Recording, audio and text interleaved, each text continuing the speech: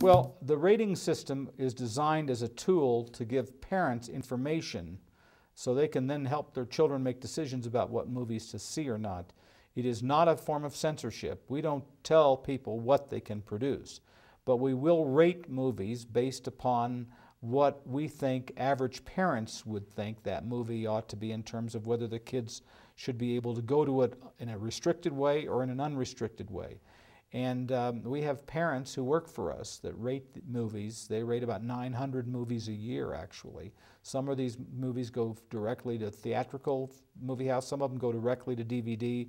But we will rate these movies in order to give parents the tools that they need to make the decisions about whether the kids ought to go to the movies or not. Now, that doesn't mean that necessarily the people think that every movie is rated the right way, nor does it necessarily mean that American people think that the movies may be going too far in one direction or another with respect to violence or sex or other kinds of things.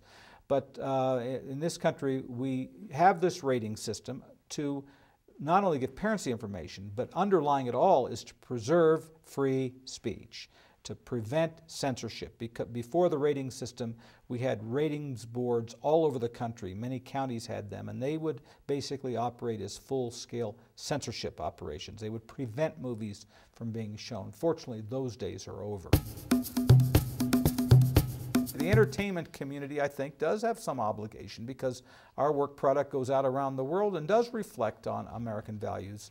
I think that's one of the reasons why there's such an enormous diversity of content. You know, you'll see big blockbusters, you know, like Transformers or Harry Potter or Pirates of the Caribbean that are really liked almost everywhere. You will see edgier movies that might stretch the limit on sex or violence. You'll see a fair amount of ultra-violent movies that I think there are some parental concerns about some of these shows. You'll see very serious low-budget movies as well. So I do think that when you look at the whole category of movies that are out there, I think that the product is diversified and frankly, highly competent and professional. Well, on the negative side, I'd say piracy remains the dagger in the heart of this business. With technology, it's becoming easier and easier to copy stuff, and particularly on the web, upload it, download it, replicate it, do all sorts of things. So that's something that it's a constantly big problem that looms over our heads. And we make, at times, some progress, and then at times we fall back a bit. You know, but in terms of the other thing, I think the most important thing we can do for this business is the same as what we've done for a lot of years, which is to have talented, creative people who can write and read the language of film. And we have a reservoir of people out there who have the ability to actually do it. And I mean, I think the money will come. I think the productions will come. We will never end piracy, or I like to call it theft. Piracy is Johnny Depp in Pirates of the Caribbean. It's a glamorous thing, but we will never end it. But our goal is to stay ahead of it.